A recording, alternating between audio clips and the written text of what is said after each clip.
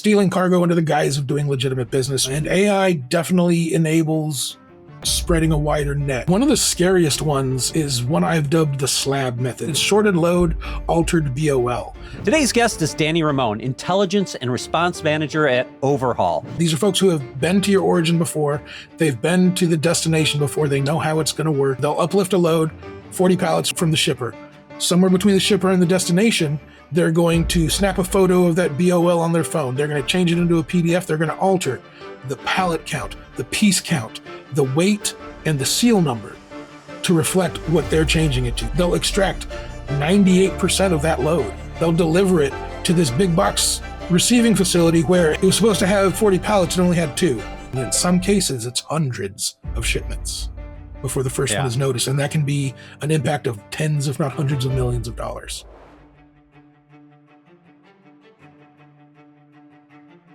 Danny, welcome to the show. Thanks so much, Chris. I appreciate you having me on. So tell me a little bit about yourself, your background, and how you ended up being at Overhaul.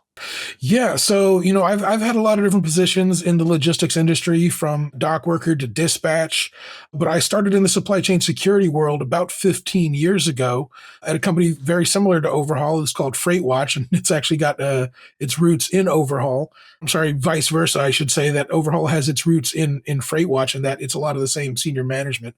But that was about 15 years ago. I started out in what was then known as the command and control center, kind of monitoring for compliance, looking at these dots going across a map and escalating as necessary, and sort of got into the intelligence world from there. I've been tracking for the last 13 plus years. I've been tracking not just cargo theft, but anything that affects the flow of cargo through the global supply chain. And as of recently, since I joined Overhaul about 5 years ago, I've gotten my hands a little bit more dirty with the post-event investigations and recoveries. Oh, wow. I'm sure that has a lot of interesting tales to be told. Absolutely. I mean, you've been in this industry. I mean, it's cool that you kind of worked your way up. So I think that people who've worked their way up in an industry have a good sense of like what the feet on the street are seeing and doing and have to contend with. So I think that gives you a really interesting perspective. But even beyond that, the kind of changes that we've seen over that time period have to be amazing. And in particular now, the security landscape, just even in the last 5 years, has become so different than it used to be. Are you seeing just a massive shift right now? Yeah, absolutely. I think by and large, the industry is seen as a very slow moving industry when it comes to developing trends, right? We don't necessarily see trends develop weekly or even monthly. We're really more looking at a quarterly or annual scope.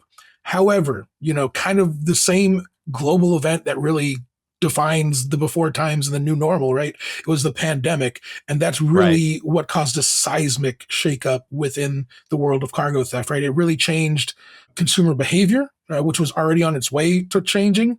And it also changed criminal behavior and criminal habits.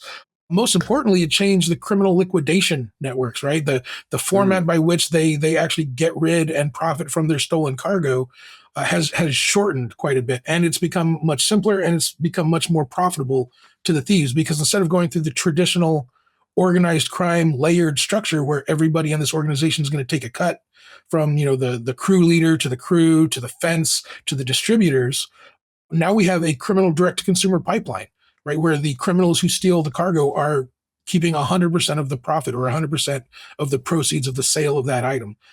So what that does is it really lowers the threshold of what's an attractive target for an organized thief. Whereas I think it's really exemplified in 2020 by the fact that we had a bunch of tractor trailers of toilet paper being stolen, right? These folks normally steal televisions, right? These are $250,000 loads of electronics, but all of a sudden they're able to get more money and more quickly with a load of toilet paper because A, it's in demand, B, they can sell it directly to the end user and bypass any other layers that are going to be taking a cut of their profits. Are there any spots in the industry where you're seeing like particular hot spots? I mean, obviously, toilet paper in 2020 was a big deal. But what's happening now? I mean, because right now, I got to imagine, what I'm hearing in particular in the tech space, for example, is, like GPUs, NAND, and RAM is like completely gone right now, and No, probably will be till like 2028. I mean, is that like becoming a real big target? 100%. Anything that is selling on the secondary market or even on the primary market for more than MSRP is going to be a Yeah. target for these cargo thieves, right? Because again, with this criminal direct to consumer pipeline, it's not just value that's driving desirability for thieves. It is how quickly can they liquidate it? How quickly can they get the evidence out of their hands and convert that into cash, right? So absolutely. All these electronics parts that we're seeing, we've seen these exact trends before when just like now, cryptocurrency was taking a big upturn in 2020, 2021. We saw the same kind of chip shortages for GPUs, Yeah. especially like models that you needed to populate a cryptocurrency mining machine, right? A Right. lot of the same things, especially the DRAM shortage right now is because of the boom in AI, which is going side by side with another crypto boom, right? So Yeah. all of these things are in high demand, and organized criminals know this. They know what's in demand. They have their finger on the pulse of the American consumer, and they're going to exploit anything that they can. So anything that is viral right now, I mean, it can be as simple as what is the Tickle Me Elmo of this holiday season? That's going to be targeted. Any consumer product that's going viral on TikTok is going to be targeted. One of the things we always point out is if a state recently installs solar subsidies, we're going to see solar panel and Mhm. equipment theft spike in the surrounding area because that's something that's easy to liquidate and going to be in high demand. So, I mean, there's not necessarily one thing I can point to. I mean, there's the perennial favorites, latest fashion, new generation electronics, pretty much the staple consumer electronics that every household buys are always going to be favorites, as are those things that are cost dense. Just because it's cost dense doesn't mean it's falling off of the targeted list for these organized criminals. It just means that there's something else that is more important to them now, which is how quickly they can convert it into money. So how big is this problem? I mean, like, what are we talking about in terms of dollars here? Oh gosh, it's really difficult. There's numbers floating around out there that people put out there like $35 billion a year for the U.S. Yeah. Um, Yeah. and really, I don't think that scratches the surface of the true cost, because I mean, you've got to consider the fact that the actual cost of a cargo theft goes beyond the value of the lost product, right? There's a Right. factor of three to seven x the bottom line, or 3 to 7x the cost of the cargo is what the bottom line impact to your company is going to be if you lose a load of cargo. That can be higher depending on what industry you're in. Yeah. So what would you say, like, is this a happening more at the front end, the back, the delivery side, the production side, or just the entire transport stream is being impacted? I mean, like, where do you see like the biggest focus for this? When it comes to fraudulent theft, there's a couple dozen MOs that these criminals can mix, match, and layer, depending on who they're targeting and where those vulnerabilities lie within that particular supply chain. So the short answer is all ends are vulnerable, right? Are susceptible to attack, which is why everybody you talk to, not just me, is going to suggest a full layered security program, right? And a layered security program isn't just a buzzword. It means that you've got different functions that all work together in a cohesive ecosystem that make sure everything is covering everything else, right? Because criminals know they're aware, they're in your supply chain all the time, gathering intelligence, not necessarily acting nefariously. They're doing legitimate business with you in order to get paperwork packets, in order to get the policies and procedures at the receiving facilities down. They know what's going to happen. They know where the vulnerabilities are. And the first one they're going to attack is going to be the easiest, least sophisticated method that they can use to penetrate your system. If you Yeah. then patch that vulnerability, they've got a path of escalation, right? And that path of escalation is a couple dozen steps. So, I mean, these are pretty big operations. It sounds like. I mean, you're talking about billions and billions of dollars here. Mm-hmm. What are some of the more typical kind of scenarios you see for like the whole, like, from the initial like reconnaissance work that they're doing to try to investigate inventory and things like that, all the way to like selling the good to whoever they're selling it to? I mean, could you walk me through like what are some of like the typical scenarios and processes you're seeing that how that works. As a fleet leader, you're juggling a lot. Driver safety, vehicle uptime, cost control. That's where Element Fleet comes in. With industry-leading data, proactive maintenance programs, and risk management solutions, Element helps you keep your fleet moving efficiently and safely. They partner with you to tackle challenges head-on so you can focus on delivering results. Ready to take your fleet performance to the next level? Visit elementfleet.com.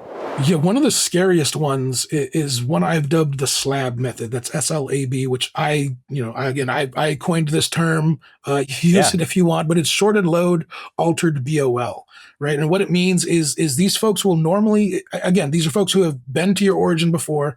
They've been to the destination before. They know how it's going to work. They know what the paperwork looks like. They know what the procedures are. So they're going to uplift from the origin. Typically, it's going to be a full load, and they're going to target by destination. They're targeting loads that are destined for big box or e-tail receiving centers that receive from dozens, if not hundreds, of different shippers across the country, which means that they're not going to have individualized bespoke receiving procedures for every shipper. The shipper has to conform. The scrutiny is not going to be there on the receiving. Right. The shipper is going to conform to their receiving procedure, which by and large, because of the preponderance of just disparate systems out there in the supply chain, they're going to revert to ink and paper, right? Which is what most people do, which in 2026 is a bit ridiculous because we know that ink and paper can be manipulated, right? And that's one of the things that they're doing now, which is, they'll uplift a load, 40 pallets from the shipper. Somewhere between the shipper and the destination, they're going to snap a photo of that BOL on their phone. They're going to change it into a PDF. They're going to alter the pallet count, the piece count, the weight, and the seal number to reflect what they're changing it to. So they'll extract 98% of that load. They'll deliver it to this big box receiving facility where, hey, we get LTLs all the time. If the paperwork matches, 2 pallets on a 53-foot trailer is not throwing up any red flags. This is kind of thing that happens a dozen times a day, right? And it's not until the receiving department contacts the shipping department and says, hey, that shipment that you sent us in early October, the beginning of the busy holiday shipping rush, it was supposed to have 40 pallets and only had 2. Here's the paperwork that we have that shows that it was only delivered with 2. And the origin says, hey, we've got paperwork that shows that we shipped it with 40. How come they don't match? And they all signs start pointing to the carrier, and they say, well, how many shipments has that carrier carried for us since then? And in some cases, it's hundreds of shipments before the first one is noticed. And that can be an impact of tens, if not hundreds of millions of dollars. Well, and I would imagine by then too that your recourse is very limited in that too, because I'm sure like insurance times out after a period. Your window to make claims and do that, and the trail probably gets very cold quickly, I would imagine too, right? Well, even if the trail doesn't get cold because of time passage, criminals have built into their processes methods of laundering freight, right? Whether it's creating new paperwork that that bill of lading is a bill of custody, right? It's chain of custody. It's a legal document. And in a lot of cases, we've seen law enforcement show up to these, or we've heard stories of law enforcement showing up to locations where somebody was having their cargo stolen fraudulently. The driver shows them a piece of paper that says, hey, I'm the legal guardian of this load until it gets to destination. And the law enforcement officer says, well, I can't do anything with this. This is, if you're claiming a breach of contract, that's a civil issue. You have to take that to court. I can't slap handcuffs on somebody for a breach of contract, right? Right. So it takes a little bit more, and a lot of times you've got to explain to the officer. And it's not just explaining to the officer, it's actually having the preponderance of evidence that shows that, hey, this is not a civil issue. This is criminal activity. This is something that you can actually arrest somebody for. And so you've got to have that evidence behind it as well. But and I got to imagine it's, I was going to say, I got to imagine it's hard to track down where exactly the criminality happened too, because you're saying like forged documents, the truck driver may have only gotten 2 pallets put on their truck. Right. I mean, and it's not uncommon. And they didn't participate in any of that, but they're the most, they're the first line of that. And, if they throw up their hands, they're like, I didn't do anything. I don't know. Yeah, I mean, and I will say, pointing at the driver is very much the butler did it of the cargo theft world. Not to say it's not sometimes the butler, right? Sometimes the butler did do it. The butler does do it sometimes. But it's easy to cast blame on the driver, but we've got to remember that a lot of these folks are career drivers and they're planning to have a continued career in the Right. logistics industry. And it's very hard to do that if you have one or more thefts on your record. So, I mean, all that being what it is, take that in context, right? Not every driver is necessarily looking for a future. And there's ways you can tell that. But Yeah. people like to always blame the driver. And I'm like, well, you've got to know all the facts before you start casting accusations.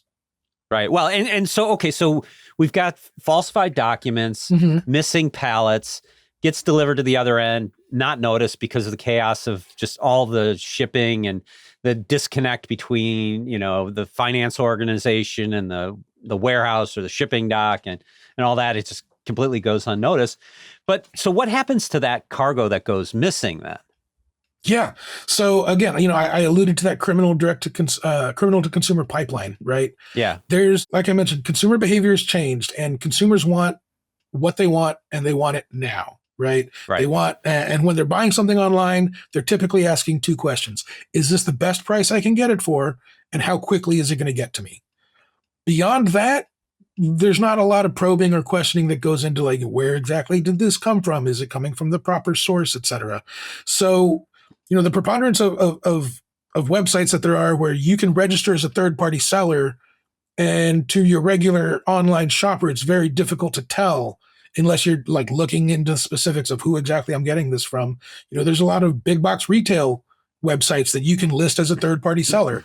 There are online-only retailers where you can list as a third-party seller, right? For a lot of these online e-tail websites, if you ship serialized product to their warehouse, they're not necessarily going to put it in a pile that is, hey, this is seller ABC's serialized product. They're going to put it into the general pile of widgets, right? Because the consumer who buys it doesn't care that they bought it from the seller that they purchased it for on the website. They care that they get it and that it's what they ordered, right? And then it's automatically laundered, right? Exactly, because if all of a sudden that stolen serial number is discovered, we can no longer point to where exactly that came from. Right. Which means that also, unfortunately, the illegitimate online seller profile that submitted that stolen cargo or that stolen product is still going to be profiting, is still going to have that inventory in their online storefront. Wow. Yeah, that's, I mean, well, and the person who's selling that, the store that's selling that illegitimately may not be illegitimate in their sense. They're just happen to be taken advantage of by illegitimate sellers, whether knowingly or not, right? Correct. So would you say like the bulk of these are successful? Yes, absolutely. And that's why they do this, right? Because they very much practice risk versus reward.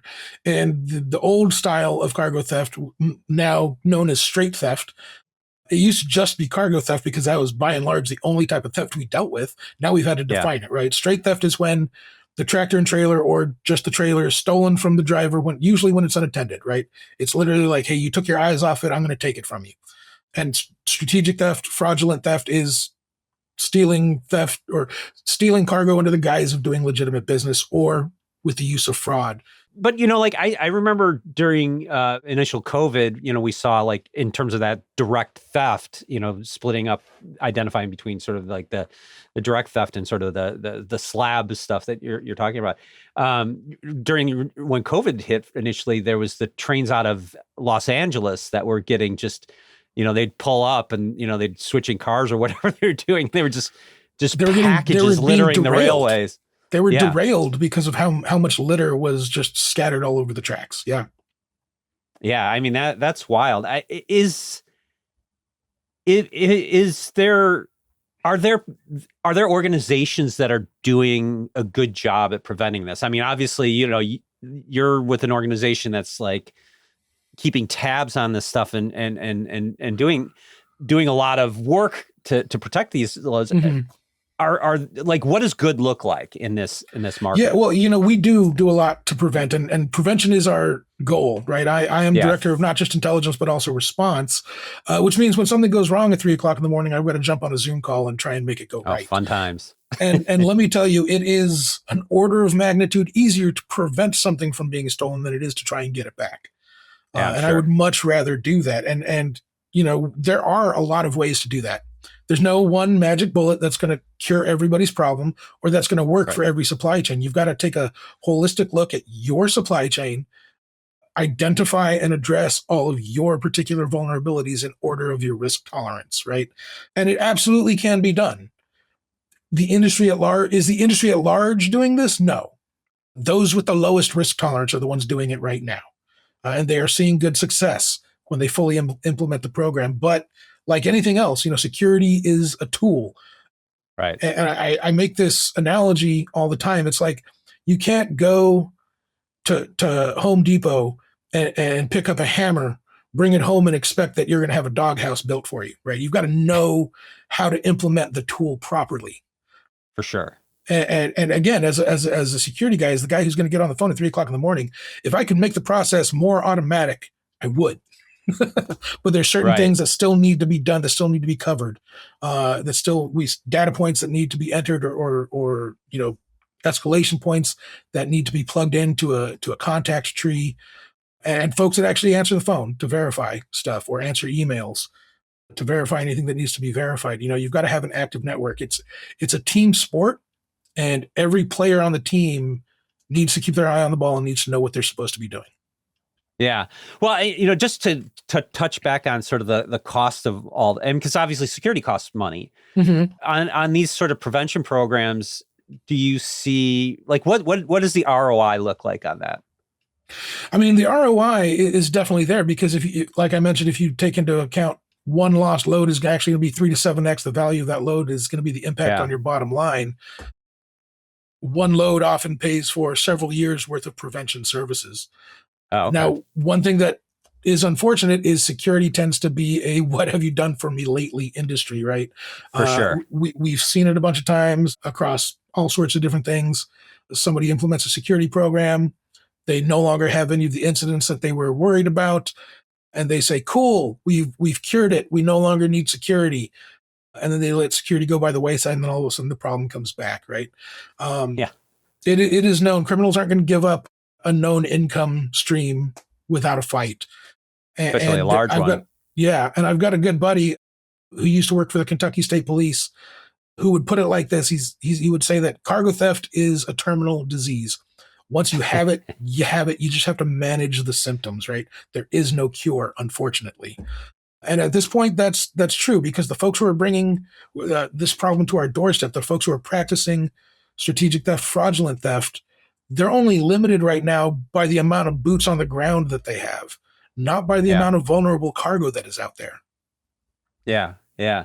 Well, would you say that what does the program look like? Is this more are like, we're seeing such a big boom in technology kind of addressing a lot of security challenges and things like that. But, you're talking about, people signing, handwritten bills of lading and, things like that. And, like very manual processes. Is the challenge that there's so much technology debt around a lot of this stuff that it's hard to see where things go wrong? Or is this a really manual sort of process to limit the prevention? Or is the answer to like kind of upgrade their approach and bring the technology into place to bear on these problems right now? Where does that all fall? It's a bit all of the above, but I'd say the biggest hurdle is really getting a unified view, right? Again, the logistics industry is very fragmented and fractured in terms of the systems that it runs on. So getting everything to display in one place where you have all the information at your fingertips, and you can see if there's discrepancies, you can see if there's a pattern of behavior that's not normal or that indicates fraud, or you can see, all the things that need to be addressed within your supply chain in one place is really the key, right? So that's one of the things that we do at Overhaul, is provide that single point of visibility for your entire supply chain, where you can take a holistic view at everything that's going on, see exactly what needs to be addressed in order of risk. And how complicated is it for an organization to do that? I mean, like if you were talking to a customer, a client, you're consulting with them, and they said, like manufacturers are notoriously like, we're getting cents on the dollar here. We don't want to spend a lot of money on all these things. Like what does that conversation look like? When you're going in and talking to these people, like what kind of pushback do you get around it? And like, how are you convincing people that like, you really have to make these investments and it's going to really, really pay off in the long run for you. Yeah. Security, it seems efficiency is always the enemy of security. So we've done everything we can to eliminate any additional processes in the implementation of security, right? Because we know that it's necessary. Unfortunately, we haven't had to do a whole lot of convincing, fortunately or unfortunately, depending on how you look at it, because most of the people who are coming to us because they've experienced the problem. And then the problem, they felt the pain. Yeah, it doesn't go away. It just gets worse. You have to address it. You have to do something. Now, there are the folks who come in and address it preventatively, and they're the ones who end up feeling the least pain throughout the life cycle of a program, right? But what does a program look like? It's different for everybody, right? Again, we operate globally. There's no one answer. Even within a region of a country, it depends what you're moving. It depends how you're moving it, and it depends where it's going, and all your other procedures that you have in place as well. So it really takes a fine-tooth comb to implement that fully layered security program. So would you say there's not as many like commercial off-the-shelf type of solutions, but it's more bespoke per business kind of thing? Or is there kind of more standardized processes and procedures that can be implemented? There are some standardized processes and procedures, but they tend to be piecemeal. Not very many of them are holistic, right? And what we try to do is really gather it all into one place and give you total solutions, right? Because you can be looking at vetting your carrier network and making sure you're knowing who you're doing business with, which is absolutely crucial to running a secure operation. Or you could be looking at, networking and make sure you've got all the proper contacts in case something goes wrong, which is what our law enforcement liaison says all the time, right? You've got to dig your well before you're thirsty. You don't want to be introducing yourself to the detective who's chasing your trailer down the road at 3 a.m. Right. Right. And you want to have all of your ducks in a row when it comes to your paperwork, your serial numbers, in case you need a recovery. You need to have that easily accessible so you can support law enforcement, because again, property crime has been deprioritized for law enforcement behind crimes against persons, and rightfully so, right? But that doesn't mean that law enforcement doesn't want to pursue these property crimes. Right. It's just they've got to prioritize their time where they've got the highest chance of impact. And if you can hand them something that's going to give them a high chance of impact with a property crime, they will absolutely pursue it. Yeah, I mean, it seems like for the most part, I would imagine most of these companies, this is way outside their core competency, right? Would you say that for most organizations, it's best to kind of look to a third party for these kinds of solutions, because you need people, because like you say, you've got a law enforcement liaison. I mean, like I would imagine most companies don't have a law enforcement liaison, and things like that. I mean, is this really something that's probably outside of the capabilities of most organizations to handle, or is this something that they should be developing core competency around? It is definitely outside of the scope of most small and medium organizations. That said, I've definitely seen where it's happened. But even the large organizations who have these types of apparatuses, they recognize the security need for belt and suspenders as well, right? Right. If you've got a holistic service provider, use the whole suite of services, because it's better to have two than one. As an intelligence analyst, when I was cataloging everything that impacted the supply chain, people would always forward me things and say, "Hey, I'm sorry if you've heard this before." And I'm like, "Hey, I'd rather hear it twice than not at all." And that's really the game, right? So make sure that having your base covered twice is exactly twice as valuable as not having it covered at all. So yeah, it is out of scope for most organizations, but even for the ones that are not, we still recommend, having a partner like this who can give you a different perspective, who's going to have deeper contacts in certain areas, and who's going to have deeper capabilities in certain areas as well. Again, because if their entire focus is security and visibility, which is just one arm of your organization, it allows them to focus a little bit more deeply. Well, and it's hard to hire those people, right, into an organization that doesn't do that exclusively. I mean, like for an organization like yours, if somebody's a security person, so they're coming in and doing security all day long and a variety of security things, and it's going to keep them interested and active. And yeah, and great example is that law enforcement liaison, right? I mean, if an organization has, God forbid, 2 or 3 thefts a year, right? Are they going to hire a law enforcement liaison to handle 2 or 3 incidents a year? Or Yeah. would you rather have a service provider who's got several full-time law enforcement liaisons? Plus, if you're dealing with international shipping and things like that, that gets exponentially more complicated, I would Absolutely. imagine. Yeah, I mean, there's a lot of touch points there. Mm-hmm. And then And even so, domestically, you're almost always dealing with multiple jurisdictions just because nature of cargo theft means it's going to move. right, yeah, and then like, yeah, if it's happening within interstate versus intrastate, that's going to land on different law enforcement. It's going to land in different jurisdictions. It's going to land in different courts and things like that. Like, what is like the mean time to resolution of these types of issues? I mean, like assuming like you didn't stop it proactively, like what? Right. Again, every one of them is different. But on average, assuming that the client is using the tool properly, right? They brought the hammer home and they know how to build the doghouse and they're going to do it, is typically 1 to 2 hours. Oh, really? That Yes. quickly they resolve? Okay. Yes. And does that mean like law enforcement getting in front of these, catching these people and retrieving your cargo? Typically, yes. And then if it goes beyond that, is it like? Yeah, I'm sorry. We've got an over 98% recovery rate. So yeah, we typically get a recovery within 2 or 3 hours of being notified of the theft. Wow. But we have had cases, recovery operations that went on several days up to a week. Is it like the case where like after the first couple days, it gets exponentially longer to sort of recover this stuff? Yeah. There's the golden hour, which is the first hour after a theft to get wheels moving. That's absolutely critical. And then pretty much within the first 24 hours is when you've got the highest chance of getting it back. After that, chances drop off significantly. Of course, this does vary by which criminal group you're dealing with, what their typical MO is, and all of these factors are important to take into consideration when you're in the midst of a recovery operation. This is all actionable intelligence that can be conveyed to law enforcement to let them know what we know about these crews and how they typically operate. Yeah, and how fast do they move this inventory? I mean, like, I guess if you had a sense of what's going to be on the shipment, you could already start advertising it on your Amazon shop or whatever you're going to be selling it on, right? Even before you've stolen it. Does it move pretty quickly? Yes, it absolutely does. There was an over-the-counter pharmaceutical theft that happened last year.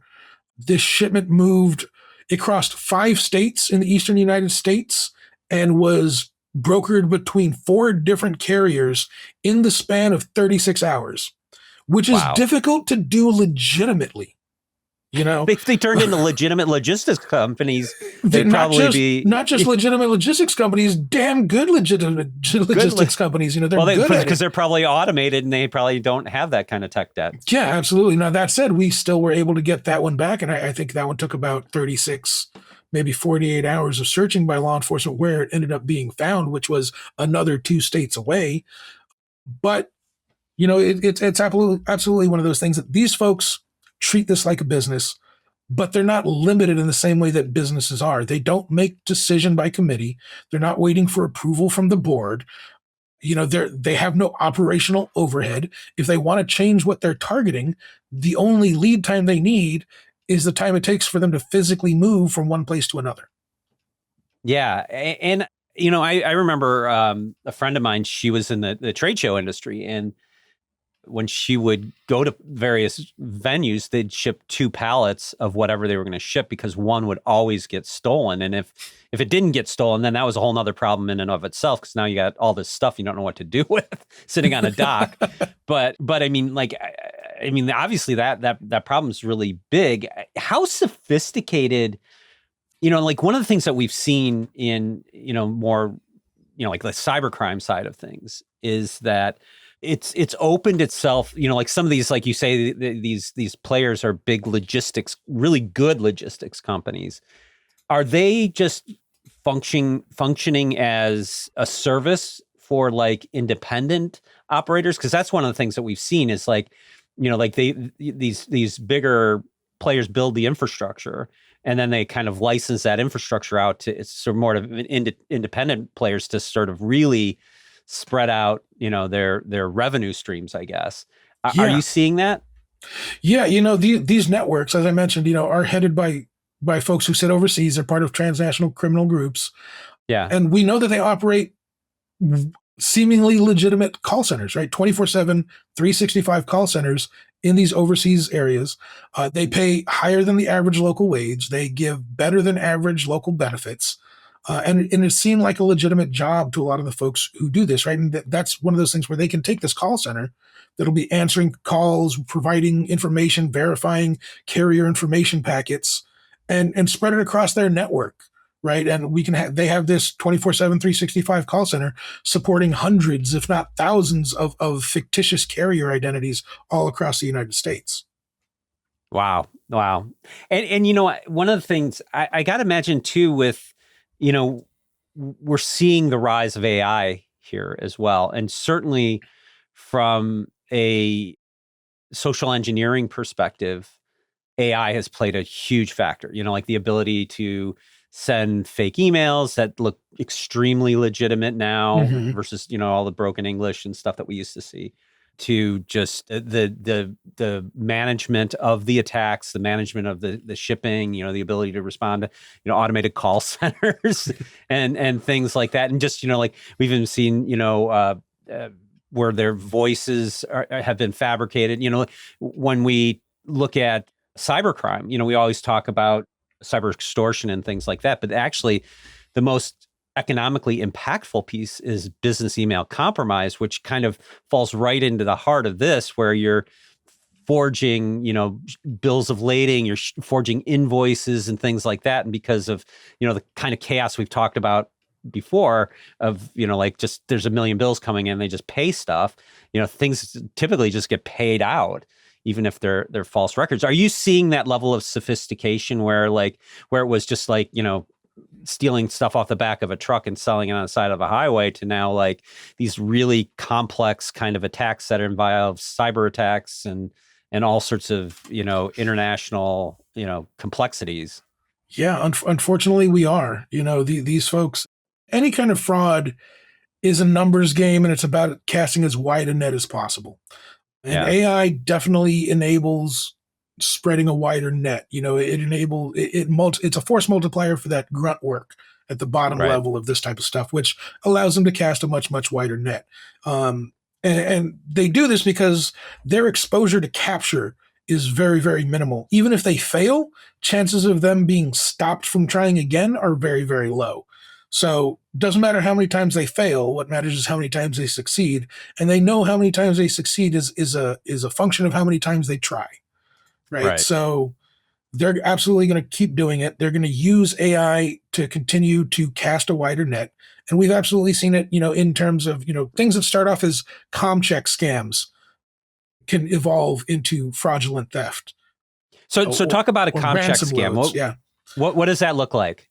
A comm check scam is something we don't typically have a lot of involvement in comm check scams. It's a much less impactful thing, but it's basically, a driver saying, I'm halfway done with this trip that I'm contracted to do.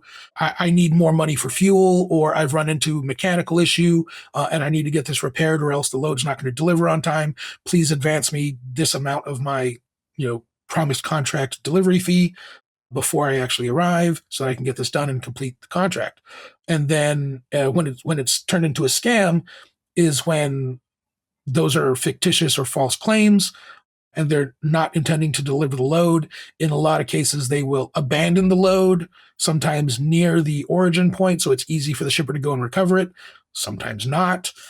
Sometimes that will evolve into ransom loads or hostage loads, where they will then demand extra fees in order to deliver the load intact, or say that, hey, I'm going to leave it on the south side of Chicago unless you wire me another $7,000 or whatever their demands may be. And I mean, obviously, depending on the different types of approaches that are being taken here, like the average deal size, I guess, it varies a lot. I mean, for these thefts, I mean, is there like kind of like on average you're seeing like a $10,000 kind of ransom loss, or is it like more like $500,000 of cargo being sold? Like where does it Where's that sort of average price point? If your organization depends on a fleet of vehicles, it's time to think about your fleet as a strategic asset. Element delivers end-to-end solutions that reduce costs, improve productivity, and support sustainability goals. From vehicle acquisition to electrification and everything in between, Element's data-driven approach helps organizations optimize performance and keep their drivers safe and supported on the road. To learn more about how Element can move your fleet forward, visit elementfleet.com. It typically starts low. Again, we don't have direct contact with this because this is not cargo protection necessarily. Right. This is usually the kind of problems that companies will experience before they start experiencing full-on cargo theft. But like I mentioned, it'll start low. Usually they'll start a couple $1,000s, couple $100. See if you're going to negotiate with the terrorists. If you do, you're a target for continued victimization and accelerated victimization, right? And it's going to depend on how sensitive your cargo is. Is it, a load of avocados? That's probably worth $10,000 or $12,000 to you to make sure it gets there on time and not spoiled. And it's got a very short window of opportunity to solve the problem. Exactly. Is it pharmaceuticals? That could be even more critical, right? Now, probably not going to be pharmaceuticals. We know that those folks are kind of the canary in the coal mine and very much willing to wear the belt and suspenders of security because of how sensitive their product is and because of how many more shipments might be affected if one loses its proper chain of custody. Yeah, and also reputational damage too from those types of things, or like absolutely their product showing up on less reputable sites and mixed bag on the quality of things. Yeah, or being improperly handled and being, at best case ineffective and at worst case converted into poison, right? And then making its way back into the legitimate supply chain and affecting a consumer. Yeah, I would say, like from what I've seen in other types of crime related stats, it seems like the healthcare industry, pays an extra fee for a lot of this stuff just because of the nature of their business and regulatory fines and compliance and things like that. And the healthcare space seems to really take it on the chin with all this kind of crime. Mm-hmm. Well, I mean, they have taken it on the chin, and now they're basically running point on security, right? They're leading the way and showing us what a properly secured supply chain looks like. Yeah, I mean, that's great. That's great that, and so on that point, like, what would you say, like, so you've seen, like companies that do it good, and you've seen companies that do it probably very terribly. What would you say, like, if you had to put the list of the top 5 things, for example, that, you would talk to a company about, like, here's where you should prioritize your focus. Because obviously, you can't boil the ocean on this stuff and you have limited dollars. So where's the biggest bang for the buck? Well, the list would be never ending, but let me give you the top 2 that'll make the biggest impact regardless of what your specific supply chain looks like, right? Yeah. The first one is visibility. Okay. You need to have visibility in your supply chain because you can't address a problem you don't know you have. Right. So that one is paramount. You've got to identify the problem before you can fix it. Second is when you say visibility, like what does that look like? Is that just improving your inventory systems? Is that like, for me, it's knowing where your cargo is at any given moment and in what condition it's in, right? So not just a blip on a map, but that blip on a map has to be accompanied by data points that tell you. So that's like integration with third-party vendors and shipping partners and things like that are going to give you that kind of telemetry. 100%. And the second point is I would boil it down to situational awareness. And procedurally, I would say, get plugged in, become a member of industry associations, attend to the annual conferences for these associations, become educated in the latest trends and where they're going, and build that network like my law enforcement liaison, John Cannon, says, right? Dig the well before you're thirsty. Make sure you know the folks who can make an impact, because if you're dialing 911 for a load of stolen cargo, you've already lost that load of stolen cargo.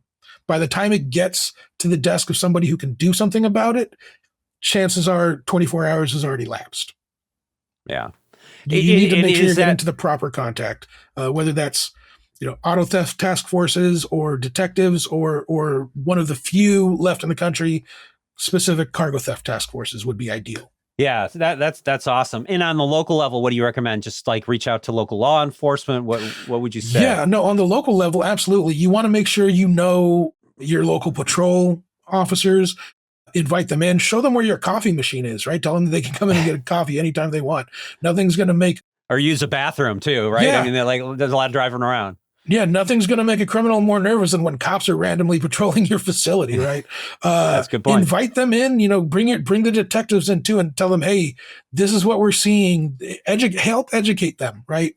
So that when you call them, hopefully not, but if you have to call them and say that you've had your load stolen, that they know what you're talking about.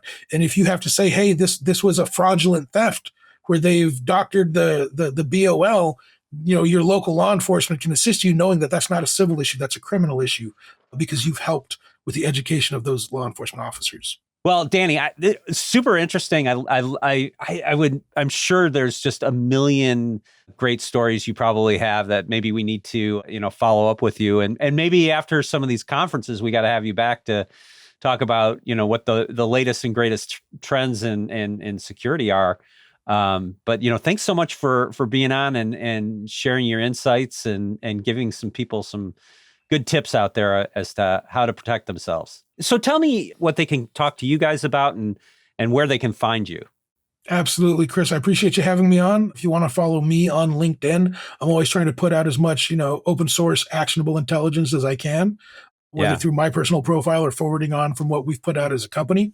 But yeah, thank you so much. Great having you.